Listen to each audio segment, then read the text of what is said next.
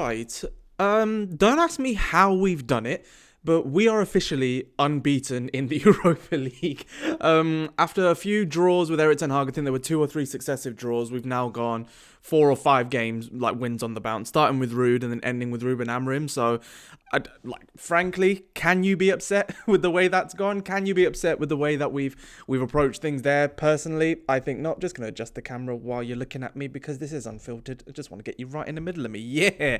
But genuinely, I can't see too much wrong with how we approach the game against Rangers or how we approach the game against Al Bucharest, because it was all about the result. Everything was about the result, and everything still to this point is Amorim testing and figuring out what his best squad is, because even though he's had a load of games, he's only been there since November, so he is learning every single day about this squad and what they're capable of, what they're not capable of, and we are seeing quite a lot of wholesale changes, some that we'll like to keep and some maybe we won't. But if you are new around here, before we get into everything, drop a follow on the channel, subscribe if you are new, because we are en route to hit 5,000 subscribers, and if you missed the last giveaway we did at 2,500, we ended up giving away a really cool, retro, classic, real Wayne Rooney shirt. So we're going to have another one.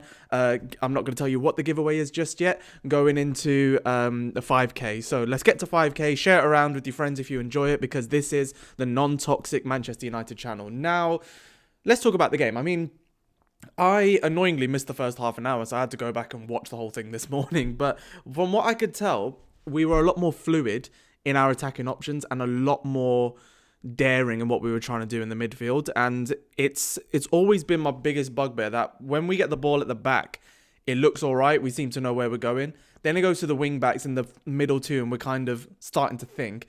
And then it just peters out, or we're just launching it, or we're trying to figure something out later on in games. But from the get-go, we seem to know where the ball needed to go, who needed to take control of it, and when, because we were probably one of the most fluid that I've seen us. And yeah, it's against Al Bucharest, but also that is a low-block team.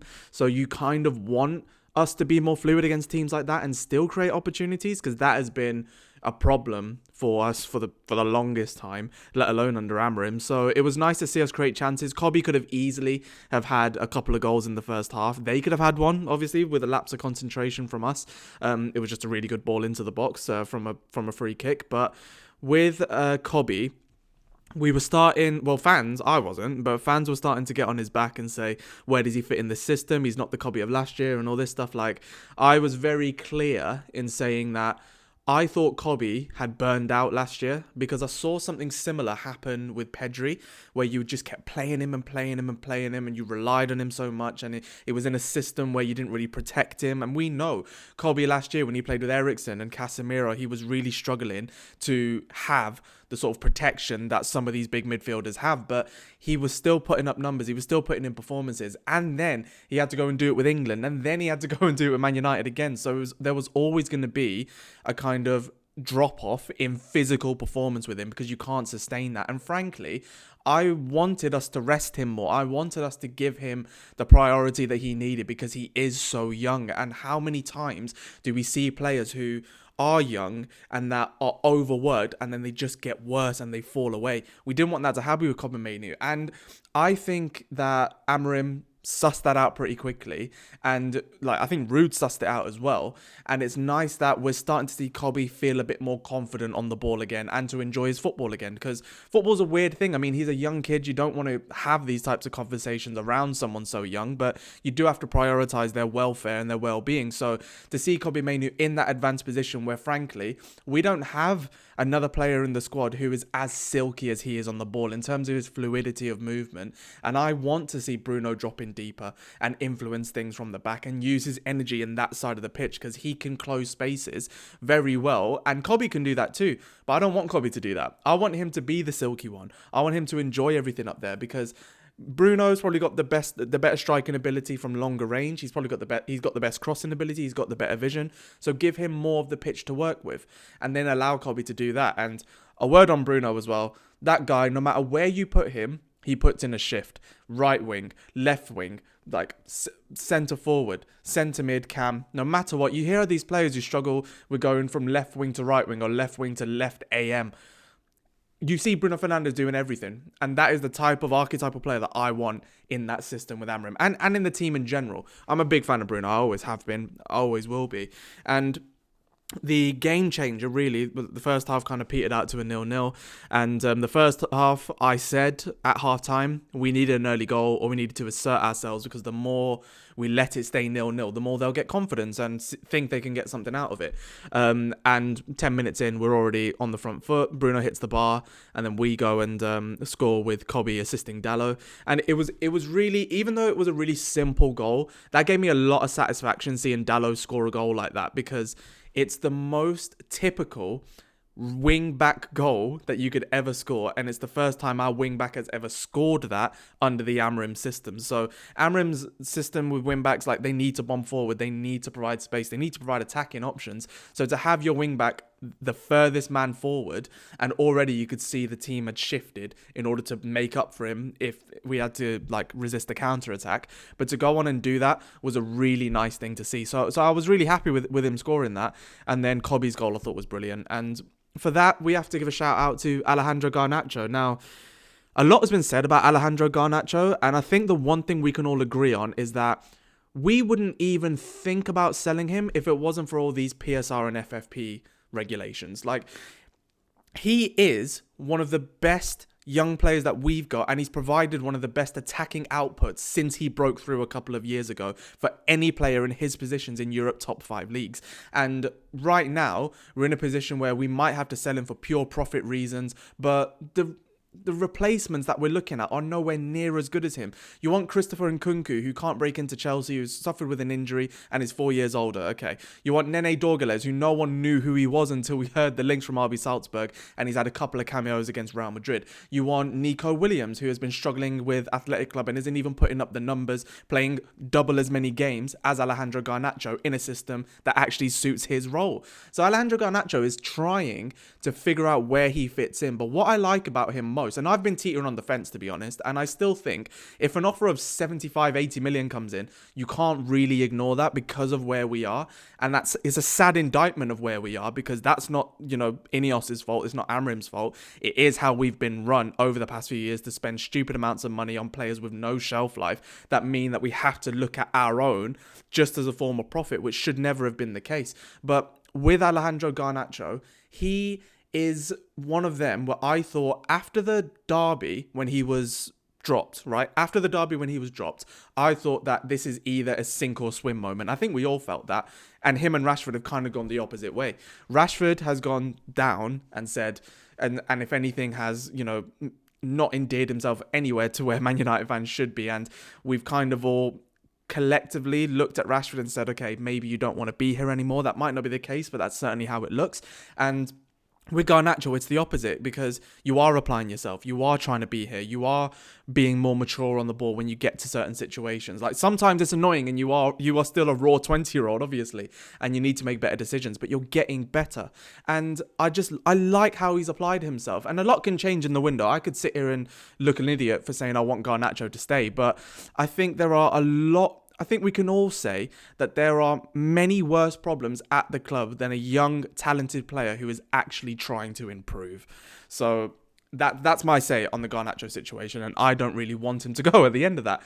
So we'll just have to see what happens. But overall, I was really happy with it. I thought Ahmad is starting to, attract a lot of attention, because I noticed that when he came on at the same time as Garner, like, a lot of the play went on Garner's and Dalot's side instead of Maz's and Ahmad's side, because I think people are scared of him. And it's nice because we've got that direct outlet, but that change of pace from Garner and getting to the byline and making sure he gets a cross in is getting so much better.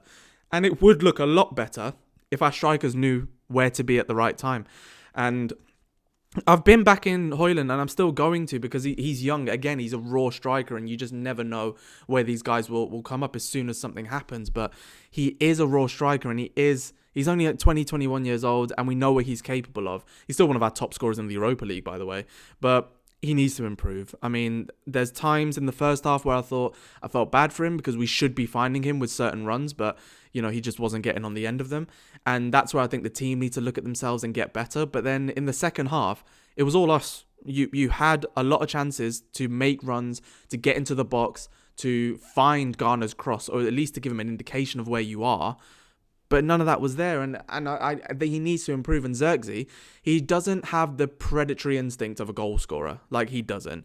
And I'm not saying that as it is a bad thing, because you want that from your striker, but that makes me think that Xerxes might fit into a different role within this system as one of the cams, maybe. Or as the 10, only when we're playing a low block, because he looked all right in terms of his touches and his play, but we're splitting hairs, aren't we? We are looking at these guys in the minutiae of the details, saying, you know, that's okay, that's decent, that's... Overall, it's not good enough. The output's not good enough. And Amorim knows that. And I'll be very surprised if we don't go in for a striker in the summer. And equally surprised if this season we don't see any of our young players come in. And there's been a lot of talk about our young players. And, you know, we've been linked with young players. We've been linked with Giovanni Quendo, who's like 17, 18 years old. We've been linked with Dorgales, 22. We've been linked with all these guys. But in terms of age, I mean...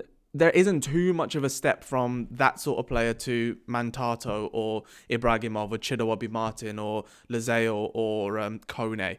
But what is clear is that these guys need first team football, and I'm starting to think that Amorim wants to integrate a few of these players in. We're signing Aiden Heaven, you know, we've got Godwill Kokonki, we've got all these good young players in, and from an FFP point of view, I think we're in one of the best spots ever, because we've sent Ethan Wheatley out on loan, who at Walsall, he's only had a couple of games there, he hasn't really done much. Walsall have lost both games, actually. They've been quite poor in those games that he's there. But that makes me think we're starting to think a lot better about our loan structure and our development plans, because Wheatley's going to a club that's fighting for promotion, not relegation, which is nice to see. And I think we're going to start seeing a lot more of him from now on, which is good to see. But then that helps his resale value, and it will help with all these other players. And I think we've got the right manager who wants to figure out where these players fit in. Like, they have a future at the club. I'm certain of that, and they'll be given a chance at least, because Toby Colley has been given a chance, and already he's proven that he's up for the fight of being a Man United player in this system. So, you know, the future is bright. The future is bright, but ultimately, this all comes down to what I've said in the title and in the thumbnail. Like, we need to go for the Europa League, because the league itself, we need to just find some way of making it nigh on respectable of where we finish. If we finish less than 10th, I know that sounds horrible, but get into the top half and get into a normal European conversation on your own. You know, have the end of a season like Chelsea had last year and start to see some changes. You know what I mean? Because then... But in our case, we're actually building with Amorim. Obviously, they sacked Poch, but it'd be nice to see some resurgence towards the end of the season. And we've got games like Palace at home and Leicester at home in the FA Cup to set us on that trajectory to make it 1 loss in 8 at the beginning of 2025. So, you know, there is an opportunity to make it sound a lot better than where we are now. And with this league, it's so odd, because it can all change. It can all flip. And, you know, Dorgu needs to play, and like Shaw needs to come back, and, you know, Mount needs to come back at some point. But a lot can change in this time. So I'm optimistic about the Europa League, because I don't think the quality of the opposition is as strong as it has been. And, you know, changing the format of the Champions League has helped that, because a lot of the better teams have gone in there. And we could conceivably go on and win the whole thing. So I think this is one of Amorim's biggest things. I think he wants to win it. And a European trophy in your first season would be immense. And it would get us Champions League football. So... the league, I'm not saying park it, obviously, don't be stupid and sink further than where you are now. God forbid.